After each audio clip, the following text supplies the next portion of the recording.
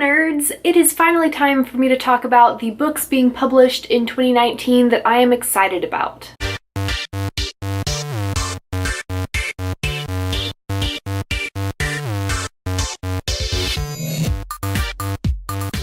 Because of my job, I typically spend the first couple months of the year catching up on books from the previous year that I never got around to reading. A lot of the award winners that were announced at the end of January and just the big notable books that everyone was talking about. It's all because of some events and presentations that I do at my job that are focused on the notable children's and young adult literature of the previous year. And those events are all over this week, which means that I finally get to move on to 2019 and get excited about all of the books coming out this year and read some of those books that came out in January and February. So I'm super excited, and today I'm going to share 5 books coming out in the first half of 2019 that I am super stoked for. I'm going to do this in publishing date order, which means that the first book is Here and Now and Then by Mike Chen, which came out on January 29th. Here and Now and Then is an adult sci-fi novel about a time-traveling secret agent from the future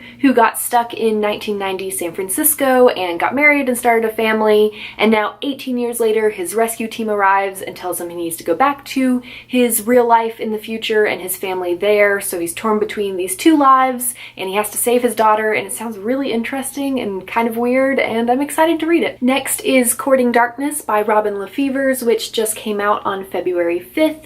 This is a new duology that is a sequel to the His Fair Assassin trilogy, which I am obsessed with. I love that trilogy. This whole world and series is about assassin nuns in medieval Europe, which really should be all you need to know about it to sell you on it. It's set during Brittany's fight for freedom from France, and the original series was full of action and romance and really interesting mythology and world building. The assassin nuns are all daughters of death, which is pretty cool. So I'm excited for more about the old characters and new characters. I know this book follows Sabella, who is one of the characters from the original trilogy, and Genevieve, who is a new character, another one of the assassin nuns. So I really look forward to it, and I'm excited that I can finally read this arc that the publisher sent me. On March 12th, Ruse by Cindy Pon is coming out. This is the sequel to her book Want, which is one of my favorite YA science fiction books. Want and Ruse are set in Taipei in the near future when pollution has gotten so bad that the air is dangerous to breathe,